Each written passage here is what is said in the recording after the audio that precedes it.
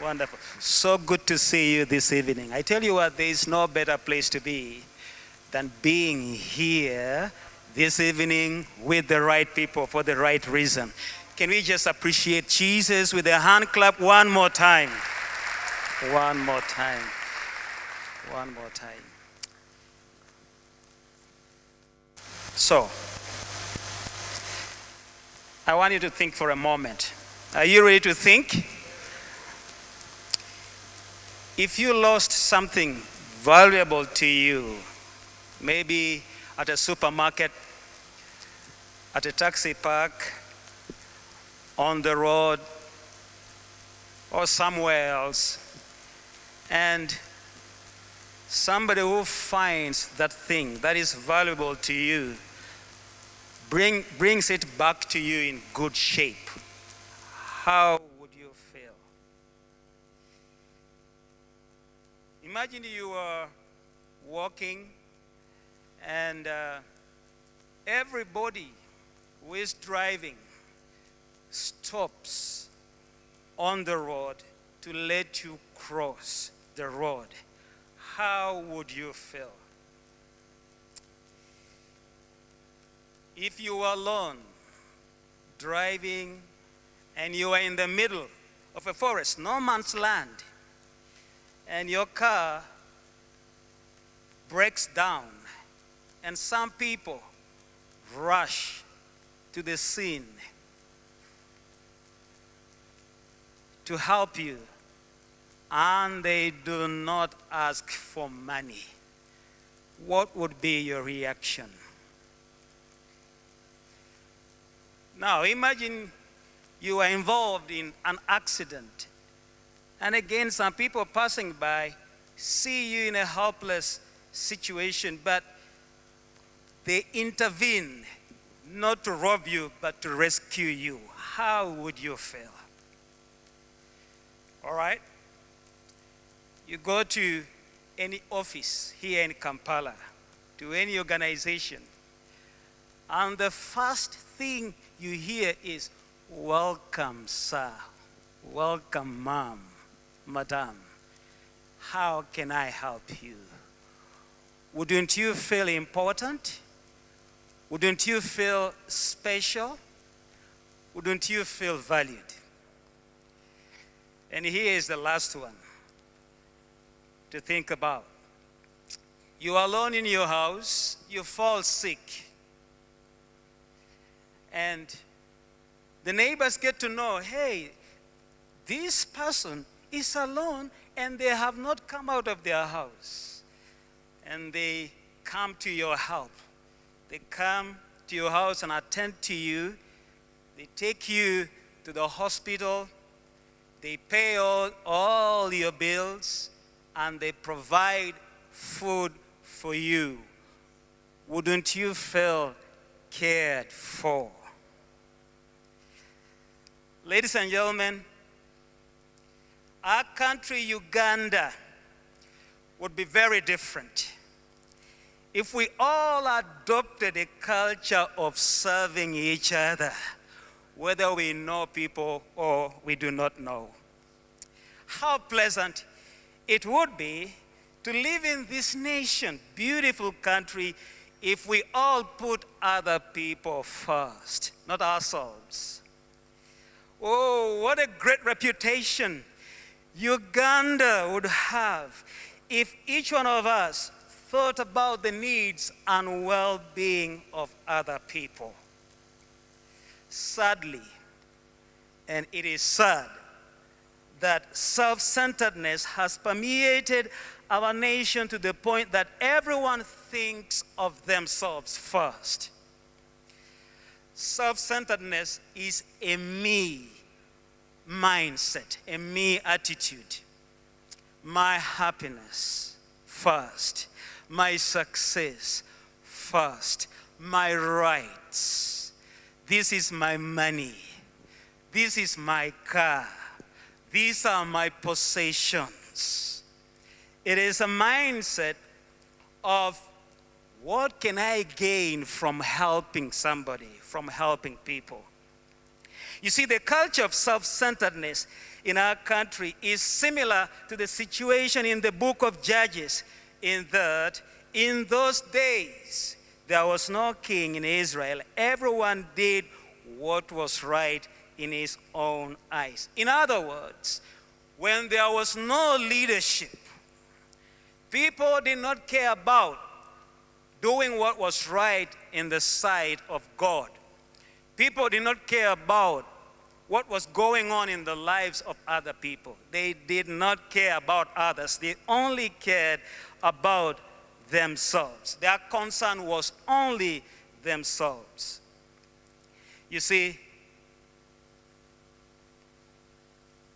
given that self-centeredness hinders our potential to develop and prosper, our nation, Uganda, we as God's people must lead a culture revolution by practicing and promoting the kingdom culture of servanthood in this country. You see, servanthood is about living a life of service. It's about being willing and available to serve others no matter the cost. I believe that, hey, if we cultivate a servant culture, if we cultivate a servant attitude, if we cultivate a servant heart, Uganda will become a much better country. I know God has a plan for this nation, good plan. God has a future for Uganda, but there are certain things that are holding Uganda back from being what God wants it to be. And that is the reason we are talking about a culture revolution, a culture transformation, a culture change.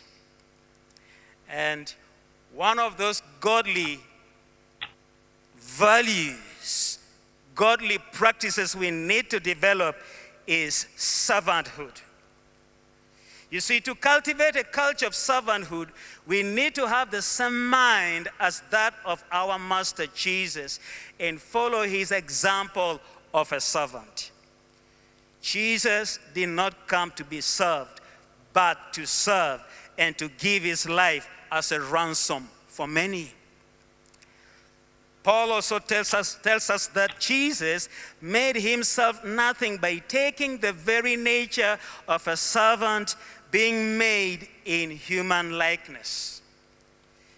Friends, it is important for us to note that everything Jesus did in his ministry on earth was about serving people. He fed the hungry to serve them. He healed the sick to serve them. He stopped and listened to the blind Bartimaeus to serve him. He associated with the sinners, with the social outcasts to serve them. While the Pharisees were saying, look at the kind of people he associates with, because they were not servants. Jesus embraced the people who had been rejected by the religious people. It was all about serving people. Jesus' ministry. By the way, this evening, it is raining in Kampala. Do you know what that is? It is God serving us by pouring out the blessing of rain. So we want to learn something about servanthood from Jesus, the greatest servant of all, especially from his act of washing his disciples' feet just before his arrest and crucifixion. And so let's read from John chapter 13 from verse 1 to 17. It was just before the Passover festival. Jesus knew that the hour had come for him to leave this world and go to the Father. Having loved his own who were in the world, he loved them to the end. The evening meal was in progress, and the devil had already prompted Judas, the son of Simon, Iscariot, I want to pronounce it the Ugandan way. I know the American people pronounce that word as Iscariot. But the devil had already prompted Judas, the son of Simon Iscariot, to betray Jesus. Jesus knew that the Father had put all things under his power and that he had come from God and was returning to God. So he got up from the meal, took off his outer clothing, and wrapped a towel around his waist. After that, he poured water into a basin and began to wash his disciples' feet, drying them with the towel that was wrapped around him. He came to Simon Peter, who said to him, "Lord, are you going to wash my feet?" Jesus replied, "You do not realize now what I'm doing, but later you will understand." "No," said Peter, "you shall never wash my feet."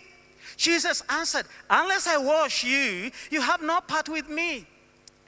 "Then, Lord," Simon Peter replied, "not just my feet, but my hands and my head as well. Wash them."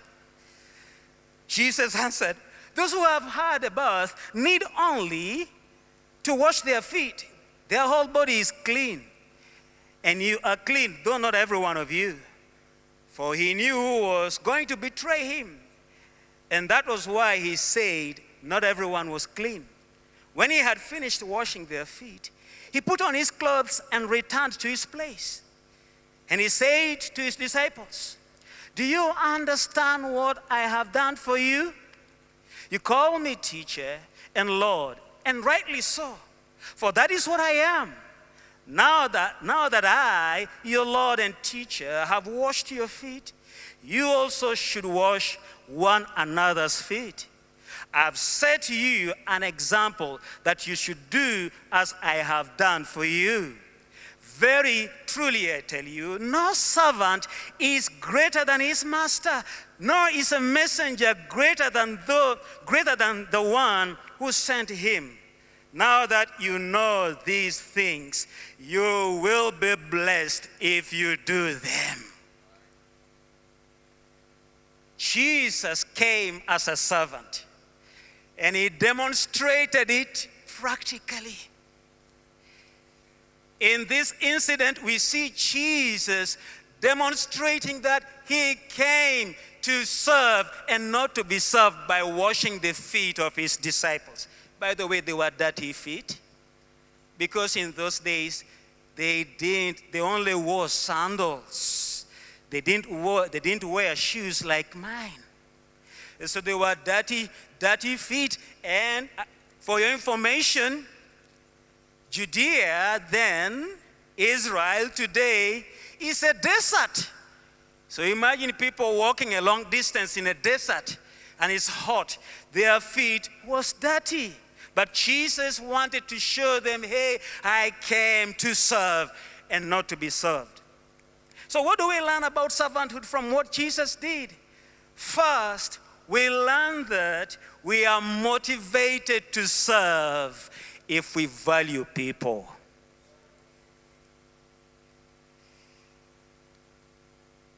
Friends, valuing people is to recognize that every human being is important because they are created in the image of God.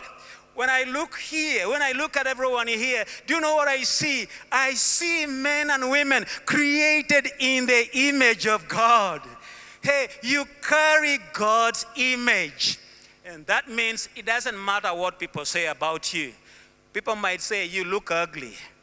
People might say, wow, what was God doing when he was creating James Lalobo? I tell you what, James Lalobo carries God's image in him. And that means James Lalobo has value. And he must be valued because he is created in the image of God. Listen, valuing people is to treat people with love, dignity, and respect, no matter who they are, no matter how they look or what their status is in society. Hey, if we go out of this building right now, we will see beggars on the streets of Kampala. And sometimes as Calvin, I want to drive away as fast as possible from beggars. But I realize that those beggars they carry the image of God, and because of that, I need to value them. You see, valuing people is to make people feel they matter through what we say and do. You cannot wholeheartedly serve others unless you see value in people. When Jesus washed his disciples' feet, he practically demonstrated that he valued each one of them. That's why John reports that having loved his own who are in the world, he now showed them the full extent of his love. By the way, you cannot value people unless you love them. And you cannot love people unless you value them. See, as their master, he didn't have to wash their dirty feet. But he chose to do it because he valued those guys. This was countercultural. In Jesus' day, it was against the norm, against the standard, against what was accepted in society then. That's why Peter initially had objected to Jesus washing his feet. And among the people whose feet Jesus washed was his betrayer, Judas Iscariot. Jesus did not say, look, you're going to betray me. I'm not going to wash your feet. Jesus valued Judas even though he had a wrong spirit. That's why we need to value people even when they are sinners. After all of us are sinners who have been saved by God's grace. So, can I mention to you some ways we can practically show people that we value them? Stopping to let pedestrians, especially older people, children, expectant mothers, or any vulnerable person cross the road. If you're driving, you stop. You're showing them you value them.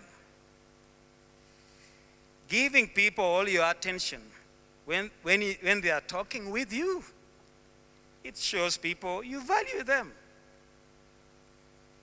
Saying encouraging and inspiring and life-giving things to people instead of demeaning things. You're a fool. You're a nut. You're useless. Who is your mother? Which school did you go to? Those things rob people of the value that they have. Oh man, making time for family members, friends, workmates, and neighbors, even in the busyness of life. Making time for people shows them you value them.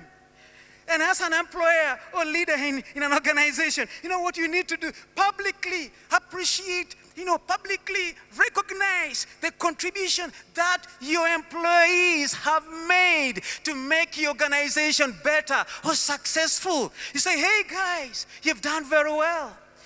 And also, you know what? You can invest in their personal and professional development.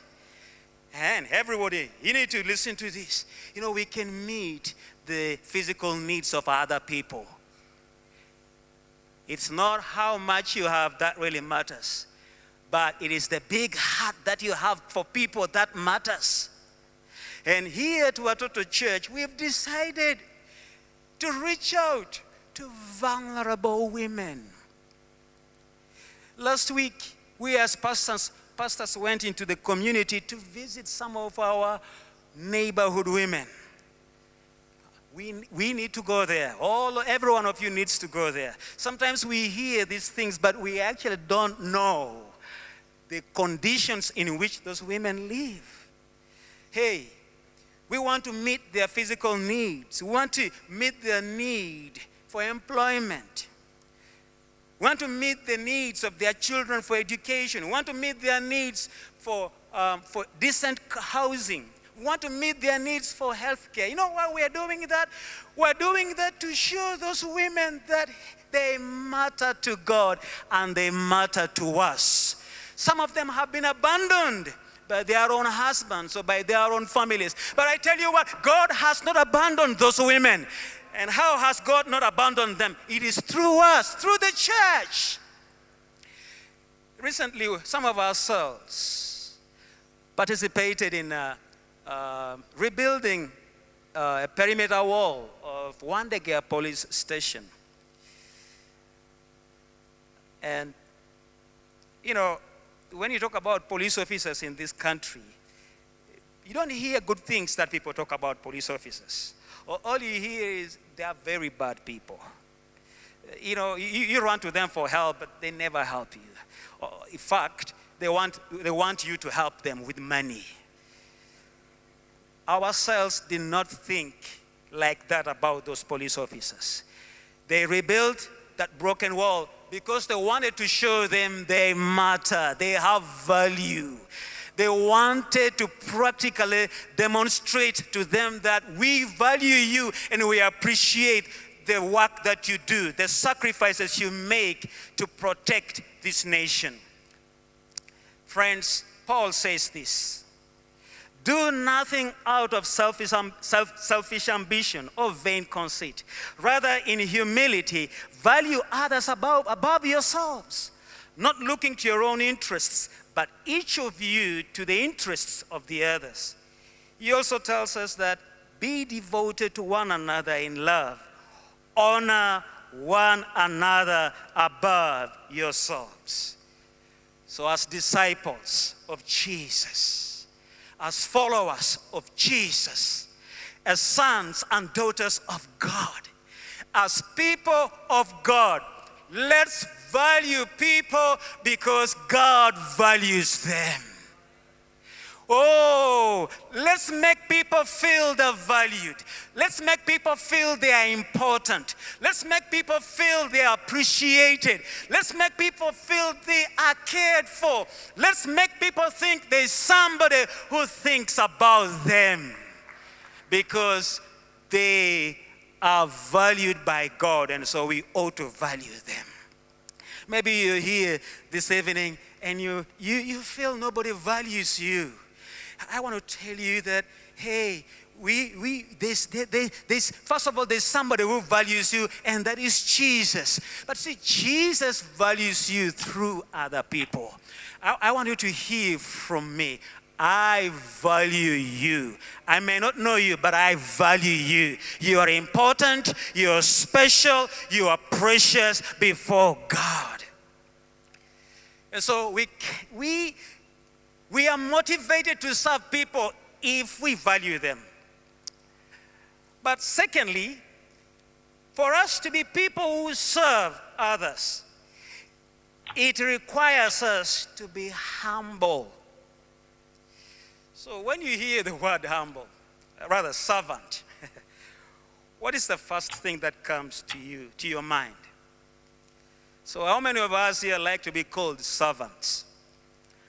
Servant Angela, Servant Michael, Servant Opio, Servant Musoke. Is there anyone who loves to be called servant so-and-so? No, none of us wants or likes to be called a servant.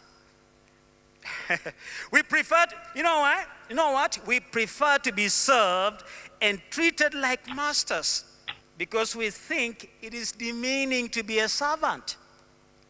We think being a servant robs us of our dignity. And ladies and gentlemen, listen. Such a mindset is rooted in the belief that our worth is found in our social status, positions, or possessions. That's why we don't like to be called servants.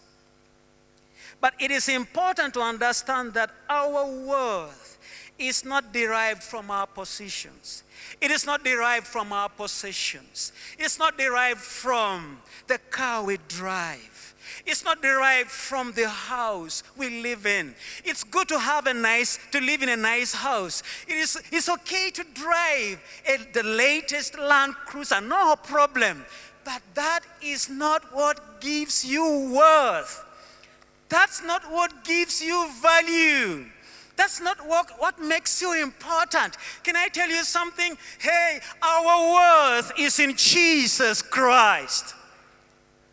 You know, did you know that today you're called managing director, but tomorrow, you may not be called managing director?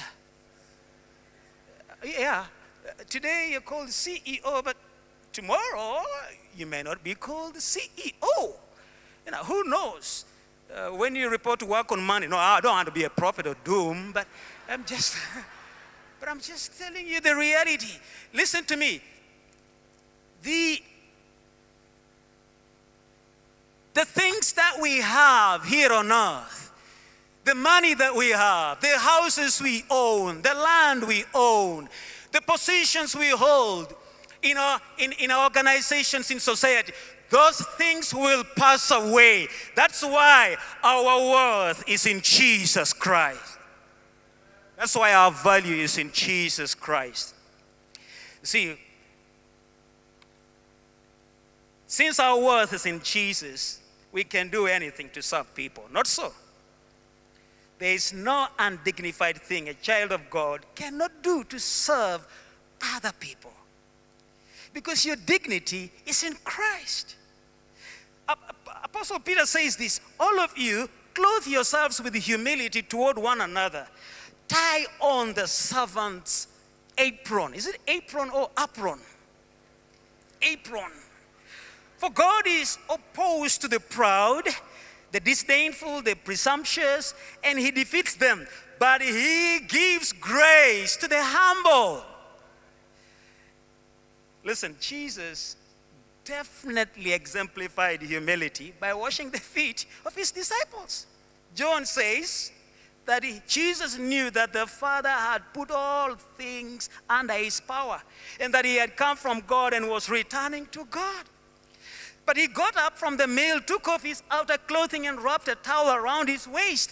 After that, he poured water into a basin and began to wash his disciples' feet, drying them with the towel that was wrapped around him. I tell you, if there is the greatest person who has ever lived here on earth, it is Jesus. If there is the most important person, sometimes there are people who are called VIP, very important person. But I'm here to tell you, if there is the most important person who has ever lived here on earth, it is Jesus.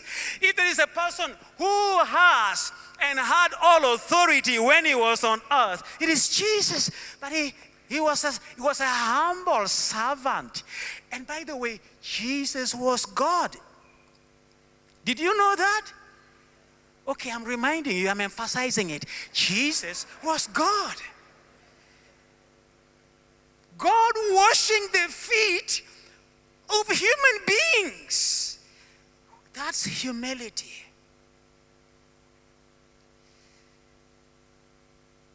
He violated cultural norms because he wanted to teach his disciples to humbly serve others. Oh, my brothers and sisters, as the followers of Jesus, we need to be willing to serve people regardless of our social, economic, political, educational, or professional status. We can put those things aside and serve people. As a matter of fact, we need to use our positions. We need to use our possessions. We need to use our titles to serve people, not to serve other people, not to serve ourselves. That is why we need a culture revolution in this nation. Because there are people who are full of themselves. There are people who are full of their titles. I was very saddened some years ago, right here in this church, at a funeral service. So the MC invited, different pastors to say something, the who is who in the church. And one pastor, because he was called pastor, On the microphone, I was leading worship. Those days when I used to lead worship, remember? I was leading worship. I stood here. This is where I stood. And I heard him say, I'm not pastor. That's a lower rank. I'm an apostle.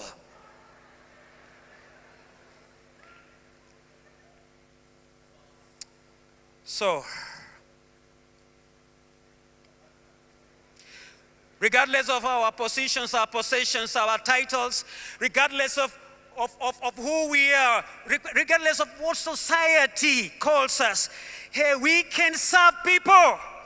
For example, we can help with chores when we are at home, even if we have maids or domestic workers. We can help.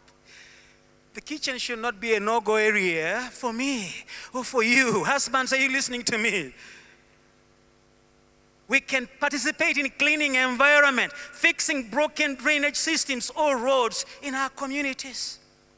As a leader in an organization, be a person who is approachable and listen to the people under you.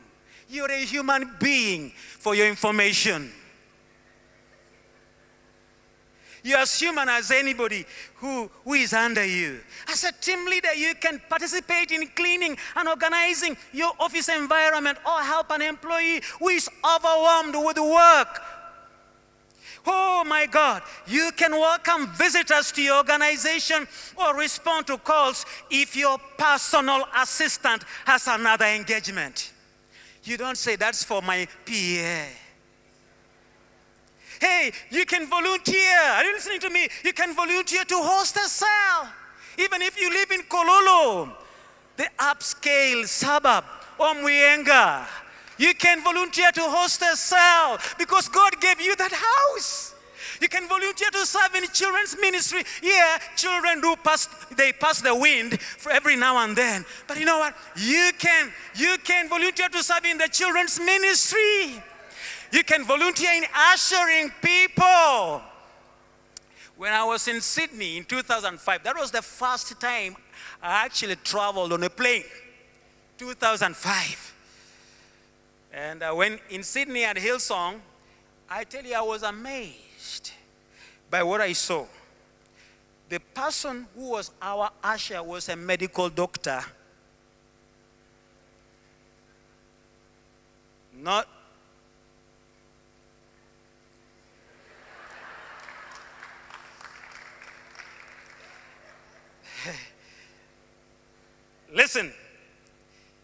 Listen, friends, humble people put others first. American news website, Huffington Post, says this about humble people. When it comes to where they focus their energy, it's all about other people. So humble people go the extra mile and make sacrifices for others. They are even willing to make their hands dirty to serve someone. I was at Watoto Church, Gulu, 2 weeks ago, and there was a gentleman who was celebrated, a prominent engineer.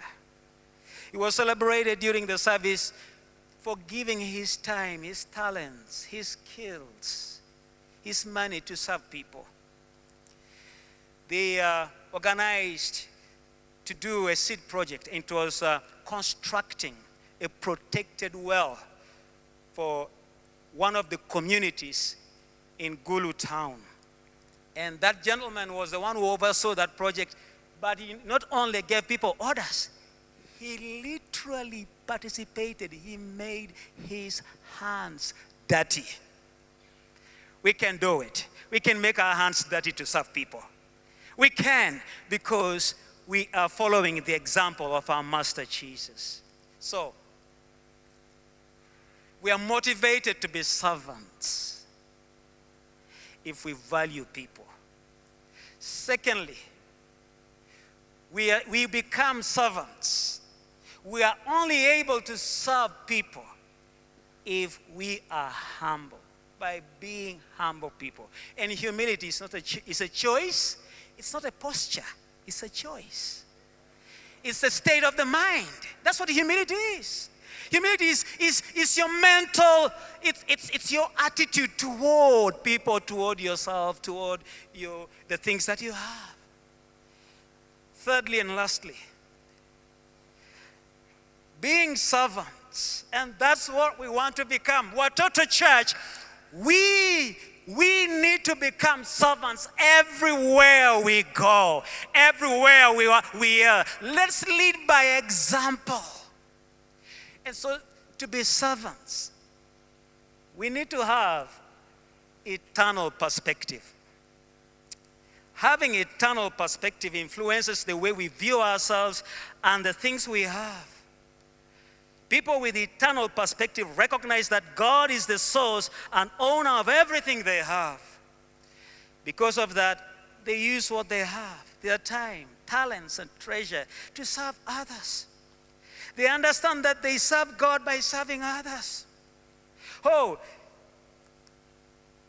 another thing you need to understand about servants who have eternal perspective is that such people know that God will honor and reward them for serving people, even if they are not appreciated or recognized for it.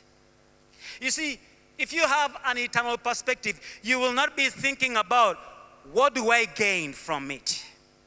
What is in it for me? What is my reward?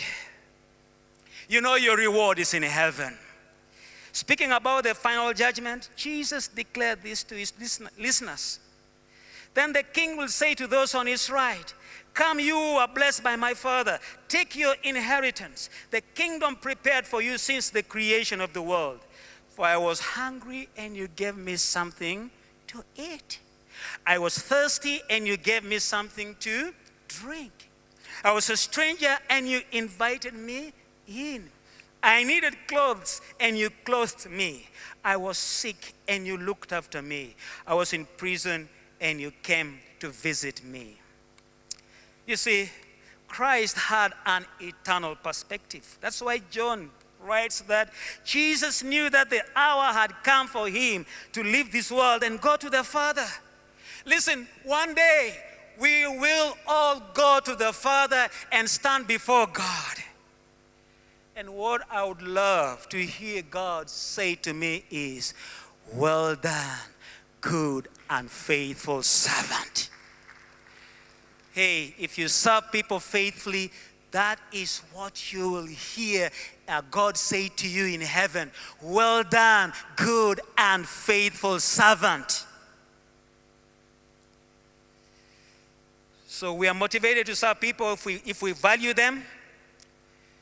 And we are willing and available to serve people if we are humble. We are willing and available to serve people, to serve anyone if we have eternal perspective. And listen to this story as I close. An old man saw a scorpion drowning and decided to pull it out from the water. He calmly extended his hand to reach the creature. When he did, the scorpion stung him. With the effect of the pain, the old man let go of the creature and it fell back into the water. The man, realizing that the scorpion was drowning again, got back up and tried to rescue it, but then it stung him again. He let go of it again. A young boy standing by approached the old man and said, "Excuse me, sir, you're going to hurt yourself trying to save the evil, vicious creature. Why do you insist on rescuing it? Don't you realize that each time you try to help the scorpion, it stings you?" The man replied, "The nature of the scorpion is to sting, and mine is to help. My nature will not change in helping the scorpion." So the man thought for a while and used a leaf from a nearby tree and pulled the scorpion out from the water and saved its life. What is the lesson we learn from that story? Do not change your nature. Don't change who you are. If someone hurts you, just take precautions. You see, we sometimes fear or hesitate to help people because we think they might not appreciate it. Or sometimes we think they might turn against us or even rob us if we give them a lift or welcome them into our homes. Yes, we need to exercise wisdom when helping people. But because Jesus, who we follow and worship, is a servant, let's be available to serve people anywhere, anytime, whether we know someone or not, whether they are related to us or not, whether they will appreciate and recognize us or not. Let's be available to serve everybody and anyone for God's glory and for the good of this country, Uganda. We have a mandate to bring about a culture revolution. And we can only do that by living out and promoting kingdom values, kingdom practices, such as servanthood. I want to ask Pastor Julius to come and close.